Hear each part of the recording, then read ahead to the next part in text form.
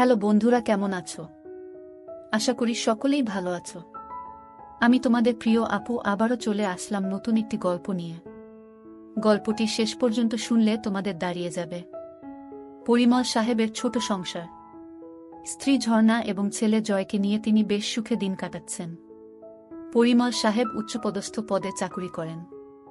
তার বয়স 56 বছর, স্ত্রী ঝর্ণার বয়স 48 বছর, গৃহবধূ এবং ছেলে জয় 18 বছরের এক টগবগে তরুণ। জয়কে নিয়ে আজকাল পরিমল সাহেবের ভীষণ চিন্তা হয়। যা দিনকাল পড়েছে, ছেলেমেয়েরা তাড়াতাড়ি নষ্ট হয়ে যাচ্ছে। তিনি সারাদিন অফিস নিয়ে ব্যস্ত থাকেন, ছেলের দিকে নজর দেওয়ার সময় পান না। তবে ঝর্ণার উপরে তার আস্থা আছে। সে ছেলের সব খোঁজ খবর রাখে। মিসেস ঝর্ণা সারাদিন সংসারের কাজ নিয়ে ব্যস্ত থাকলেও ঠিকভাবে ছেলের দেখভাল করে। জয় নতুন কলেজে ভর্তি হয়েছে। ওর যেন নতুন জন্ম হয়েছে। নিজেকে অনেক বড় মনে হয়। তুষার জয়ের খুব ঘনিষ্ঠ বন্ধু। সে জয়ের সাথে অনেক আড্ডা দেয়, বান্ধবীদের নিয়ে অনেক ধরনের চিন্তা করে। তবে সবচেয়ে ভালো লাগে ভূগোলের ম্যাডামকে। জয় জানে ম্যাডামকে নিয়ে এসব চিন্তা করা অন্যায়, কিন্তু ওর মন মানে না। ম্যাডামের বয়স আনুমানিক ৪৫ বছর হবে। বেশ লম্বা। ভূগোল ম্যাডামের ক্লাস শুরু হবার আগে জয় প্রতিদিন কলেজের করিডোরে দাঁড়িয়ে থাকে, কারণ ওখানে দাঁড়িয়ে থাকলে ম্যাডামকে ভালোভাবে দেখা যায়। ম্যাডাম যখন হাঁটেন তখন তাকে দেখতে অনেক সুন্দর লাগে। আজকে জয়ের মন ভালো নেই। রাতে ওর স্বপ্ন হয়েছে। এটা জয়ের কাছে নতুন নয়, এর আগেও হয়েছে। কিন্তু আজ স্বপ্ন ভূগোলের ম্যাডামকে নিয়ে হয়েছে। স্বপ্নটা দেখার পর থেকে জয় কেমন যেন একটা অপরাধবোধে ভুগছে। সকালে ঘুম থেকে উঠে জয় বাথরুমে ঢুকল। পরনের লুঙ্গিটা বালতিতে ভিজিয়ে রাখল, একটু পর কাজের মাসি ধুয়ে দিবে। জয় ঠিক করল আজ আর কলেজ যাবে না। এমন সময় জয়ের মা ঝর্ণা জয়ের রুমে ঢুকল। জয়কে বলল, আজকে কলেজ যাবি না? জয় উত্তর দিল, না মা, শরীরটা ভালো লাগছে না। জয়ের মা বলল, কেন বাবা, কি হয়েছে? জয় বলল, না মা, তেমন কিছু নয়। জয়ের মা আর কথা বাড়াল না। সে বলল, ঠিক আছে, আজ আর কোথাও যেতে হবে না। টেবিলে খাবার দিচ্ছি, তুই খেতে আয়। ঝর্ণা ডাইনিং রুমের দিকে রওনা হল। জয় পিছন থেকে তার মায়ের হেঁটে যাওয়া দেখছে। হঠাৎ ওর মাথা ঘুরে উঠল। শরীরটা ঝিমঝিম করতে লাগল। অবাক চোখে জয় দেখল ওর মাকে। মাথার মধ্যে আবোলতাবোল চিন্তা জেঁকে বসল জয়ের। পরক্ষণেই মনে হল, ও এসব কি ভাবছে? ছিছি, নিজের মাকে নিয়ে কেউ কখনো এ ধরনের চিন্তা করে? জয় মুখ ধুয়ে রুম থেকে বের হল। তুষারকে ফোন করল। হ্যালো আন্টি, তুষার আছে? ওপাশ থেকে বলল, কে? জয় নাকি? জয় বলল, হ্যাঁ আন্টি, আমি জয়। একটু ধরো বাবা, ডেকে দিচ্ছি। একটু পর তুষার ফোন ধরল। কি রে জয়, কি খবর? তুষার, আজকে কলেজ যাব না। শরীর ভালো নেই। কলেজ ফাঁকি দিচ্ছিস কেন? চলো না। জয় একবার ঠিক করল কলেজ যাবে। পর মুহূর্তেই ঝর্ণা তার চোখের সামনে ভেসে উঠল। না রে, তুই যা। আমি আজকে আর যাব না। ফোন রেখে জয় খাবার খেতে বসল। যতই চেষ্টা করছে মার ব্যাপারটা মন থেকে মুছে ফেলতে, ততই যেন আরো বেশি করে চোখের সামনে ভেসে উঠছে। জয় ঝর্ণাকে কিছু বুঝতে দিল না। ঝর্ণাও টের পেল না যে সকাল থেকে তার ছেলে ড্যাব ড্যাব করে তাকে দেখছে। ধীরে ধীরে ঝর্ণার চিন্তা জয়কে গ্রাস করল। দুপুরের দিকে জয় টের পেল আজ সারাদিন শুধু মাকে নিয়েই চিন্তা করেছে। এর মধ্যে মায়ের সাথে 1 ঘন্টার মতো গল্প করেছে। কথা বলতে বলতে সে চোরা চোখে মার উপর নিচ ভালো করে দেখে নিয়েছে। জয় ভাবছে, 48 বছর বয়সেও মা কত সুন্দর। মা বেশ লম্বা চওড়া মহিলা, 5 ফুট 4 ইঞ্চি লম্বা। একটা ব্যাপার জয়কে পাগল করে তুলেছিল। জয় নিজের রুমে শুয়ে মার কথা ভাবছে। যতই ভাবছে তত মার প্রতি এক তীব্র আকর্ষণে পাগল হয়ে উঠছে। মার গলা শুনে জয়ের চিন্তার জাল ছিন্ন হল। জয়, এই জয়। হ্যাঁ মা, বলো। আমি স্নান করতে গেলাম। কেউ এলে দরজা খুলে দিস। ঠিক আছে। হঠাৎ জয়ের মাথায় একটা দুষ্ট বুদ্ধি চাপল। স্নান করা অবস্থায় দেখলে কেমন হয়? কিভাবে দেখবে ভেবে পাচ্ছে না। হঠাৎ ওর মনে পড়ল, ওরা যখন এই বাসায় প্রথম আসে তখন মার রুমের বাথরুমে ফলস ছাদে পুরানো মালপত্র রেখেছিল। তখনই খেয়াল করেছিল ছাদে 2 ইঞ্চি একটা ছিদ্র আছে। শুধু তাই নয়, ওই বাথরুমের ছাদে তার রুমের বাথরুমের ছাদ থেকেও যাওয়া যায়। জয় এক লাফে ওর বাথরুমের ছাদে উঠে মার বাথরুমের ছাদে গেল। ছাদে একটা কাগজের কার্টুন বিছানো রয়েছে। জয়ের বুক টিপটিপ করছে, হাত কাঁপছে। কার্টুনটা সরালেই মাকে দেখতে পাবে। আস্তে আস্তে কার্টুন সরিয়ে ছিদ্র দিয়ে ভিতরে চোখ রাখল। মা এখনো বাথরুমে ঢুকেনি। জয় আর উত্তেজনা ধরে রাখতে পারছে না। ছাদে বসে মার অপেক্ষা করতে লাগল। কয়েক মিনিট পর মিসেস ঝর্ণা বাথরুমে ঢুকল। জয় নিঃশ্বাস বন্ধ করে দেখতে লাগল। ঝর্ণা টুথব্রাশে পেস্ট লাগিয়ে আয়নার সামনে দাঁড়িয়ে দাঁত ব্রাশ করতে লাগল। ঝর্ণা এবার শাওয়ারের নিচে দাঁড়িয়ে স্নান করতে লাগল।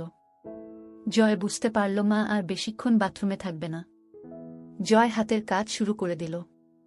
2 মিনিটের মাথায় জয়ের কাজ শেষ হয়ে গেল। ঝর্ণা বাথরুম থেকে বের হল, জয়ও নিচে নামল।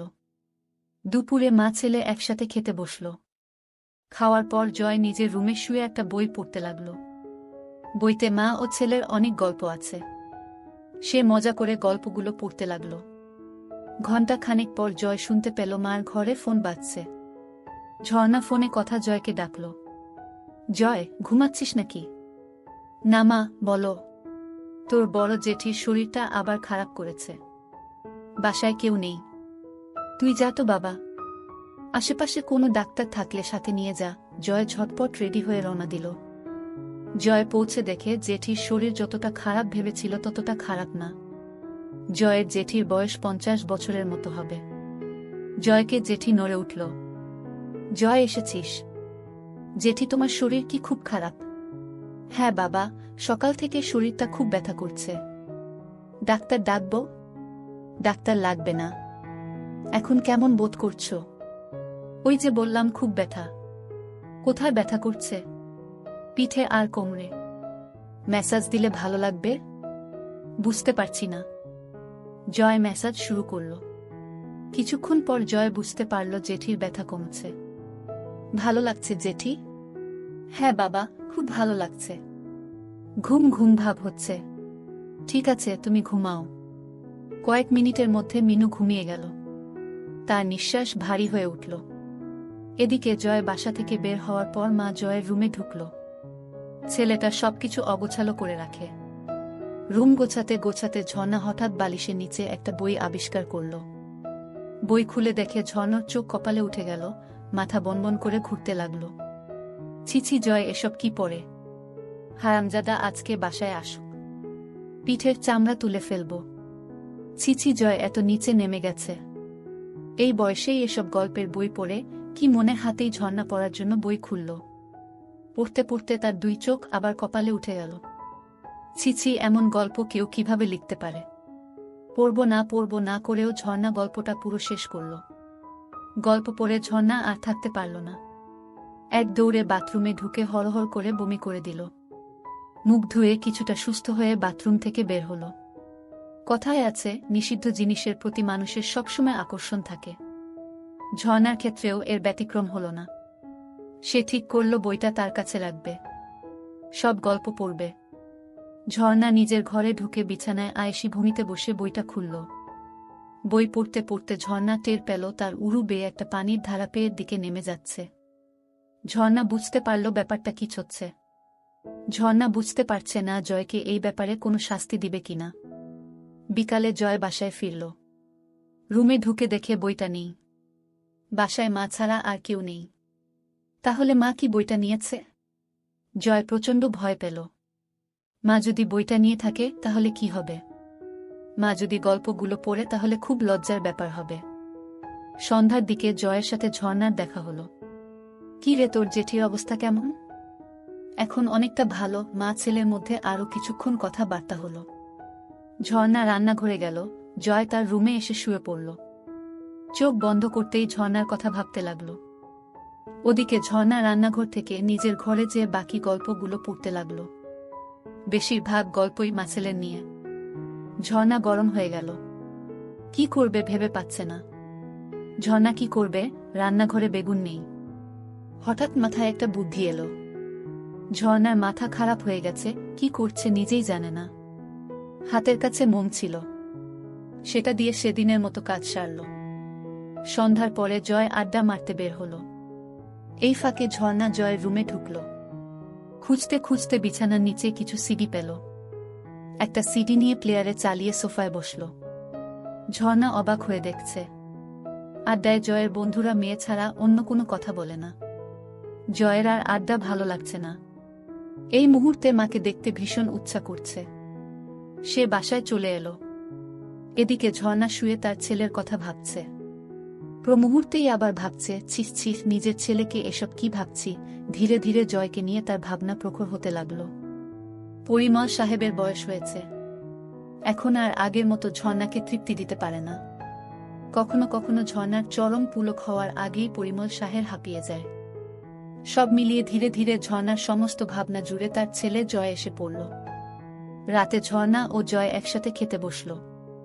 ঝর্ণা আর চোখে লক্ষ্য করল জয় ড্যাব ড্যাব করে তাকে দেখছে। মাঝরাতে জয়ের ঘুম ভেঙে গেল।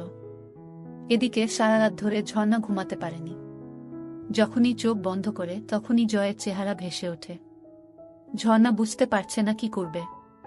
একদিকে ছেলের প্রতি নিষিদ্ধ টান, আরেকদিকে মা ছেলের সম্পর্ক। স্বামী তাকে যথেষ্ট ভালোবাসলেও তাকে সুখ দিতে পারে না। অবশেষে ঝর্ণা সিদ্ধান্ত নিল কাল দিনে জয়কে বাজিয়ে দেখবে। সে জয়ের মা। জয়ের মনে কিছু থাকলে ভয়ে সে সেটা প্রকাশ করবে না।